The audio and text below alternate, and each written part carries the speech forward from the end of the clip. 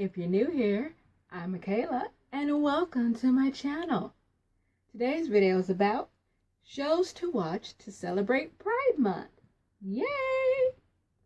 And these shows you should watch all the time because we should be celebrating Pride Month all the time. Why wouldn't you? Anyway, let's jump right into it. First show I recommend, The Fosters. This show is amazing. I watched all 5 seasons at least 3 times 5. Who's counting? And you can watch it on Netflix. I urge you to watch the show immediately since I have no idea when it's gonna get taken away from us because they've been taking away a lot of shows that have been on ABC Family / Freeform, like Pretty Little Liars, that's gone. Switch to Birth, that's gone. So, watch the show. Anyway, let's talk about what it's about real quick. Now, alright. It's about this lesbian couple, Steph and Lena, and their kids. They have one son, who happens to be Steph's biological son from a previous marriage, and they're 2 adopted twins. One set of twins. And in the first season, they're trying to figure out to adopt a juvie girl and her brother. Decide if they want to adopt them or not. And so, you get to meet so many other characters and our people that represent the LGBT community. So, go watch it on Netflix. Next one, Good Trouble, which happens to be the spin-off of The Fosters. You don't have to watch The Fosters to get into Good Trouble. I mean, Good Trouble is a whole different story. It's about Mariana and Callie's life in LA. Let me talk about 3 characters you'll get to know and who represent the great LGBT characters. First, we have Gael. Works as a graphic designer, but wants to be an artist and who happens to be bisexual. Now, if I have any bisexual subscribers, or maybe you know somebody who's bisexual, let me know if you think they portrayed bisexuality right. I want to know. I'm curious. Only after you watched a good chunk of the episodes first. Another character is Jasmine, who is Gael's sister, and she is a trans woman. Her character struggled to get along with her parents ever since she transitioned. And lastly, we have Alice.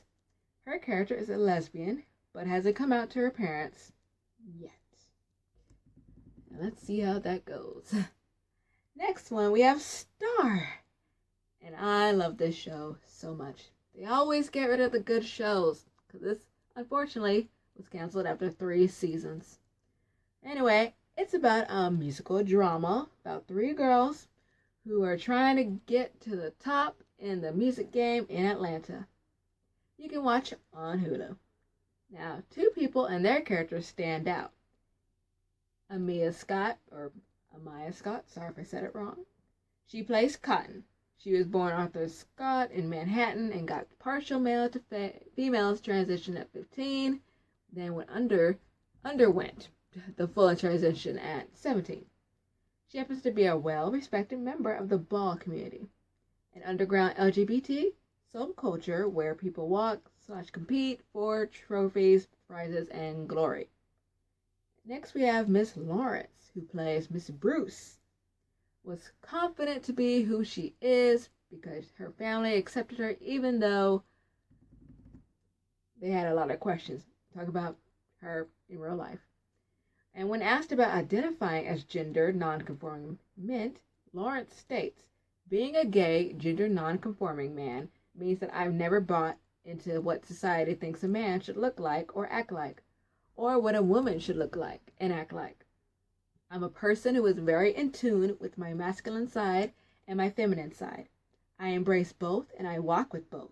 It's been very important that I display that at every opportunity on a public platform and in my everyday walk. End quote. And hopefully you will get into this series like I did. And these characters are amazing. Music, choreography, everything. Go watch it. Next we have Pose. I had to do it. Anyway, this is a show like no other. More opportunities for LGBTQ people to shine on TV. The show made history by having five transgender actors in series regular roles in the scripted series. MJ Rodriguez, Indya Moore, Dominique Jackson, Hailie Sahara, and Angelica Ross play authentic transgender characters. Let me read some stuff from Strike a Pose, Why Ryan Murphy's new show about voguing is a TV at its most fearless by Alex Rayner. Unlike the ad office bum slaps of those mid-century TV programs, the hypocrisy that Pose highlights still feels remarkably fresh. Perhaps because this only set in the recent past, New York City in the late 1980s.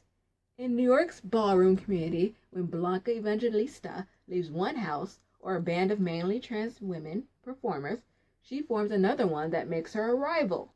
The 8 episodes in the first season are golden era TV gold, with sharp dialogue, exquisite disco, house and boogie records, as well as lots of dancing and sex. To wrap everything up, the girls seek love and money in a city that's riven with racism, sexism, and transphobia. Go watch it on Netflix. Season 2 is approaching. Queer as Folk. It's about the daily lives of 4 friends who are gay. It's set in Pittsburgh, Pennsylvania, and things get graphic. It used to be on Netflix, but it's not anymore, which sucks because we would like to watch it again. One way you can watch it right now is you can buy it on YouTube or add another subscription of Showtime on Hulu. So if you want to do that, go ahead. Now, this is only for a mature audience. You'll get to see all the drama that revolves around their relationships, careers, loves, and ambitions. Next, we have RuPaul's Drag Race. This show gives me life. It reminds me of America's Next Top Model. My sister used to watch that show all the time. However, I like RuPaul's so much better.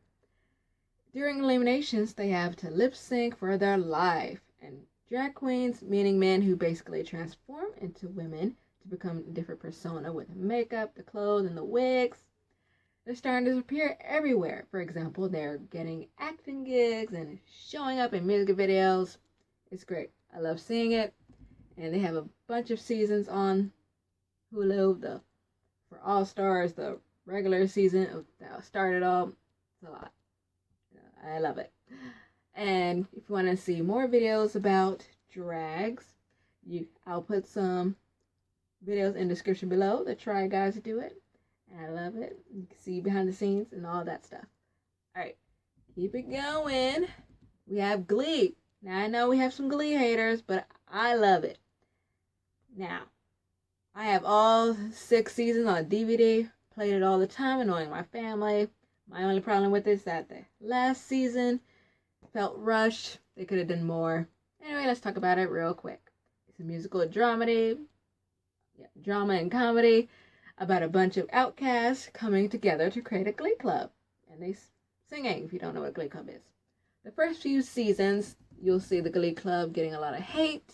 Most of the time, they're getting slushies thrown at them. What I love most about Glee are the covers of songs they do. And choreography gets bigger and better every season. I'm going to talk about 2 characters who play a big part in the LGBTQ community. Not only are they characters, they represent and are who they are in real life. They are who they are in real life. There you go. First, we have Kurt, played by Chris Colfer. His character has a crush on a straight guy and expresses himself through fashion. Plus, he can really hit some high notes. And there's Wade Unique Adams, played by Alex Newell. All he wants to do is express himself through his clothes and wigs and heels, but his parents do not want him dressing like a girl outside of their house. The only time he feels like he can be himself is when he performs. He has a phenomenal voice, by the way. You won't get to see him until season 3 and become a series regular in season 4, but you can watch him in Zoe's Extraordinary Playlist, where you'll see a bunch of singing from him and other characters. And here's a little bonus for you guys. Lastly, we have Sense8. I watched a few episodes of this and I love it. Every now and then I get confused, but eventually I get caught up. Again, one reason why I was interested in the shows because it reminded me of this anime, Kokoro Connect. 5 students start experiencing supernatural phenomena where they switch bodies for a short period of time and they discover each other's secrets. But back to Sense8, strangers around the globe with very different views on sexuality find themselves connected mentally and emotionally. They can sense and communicate with one another and share their knowledge, language, and skills.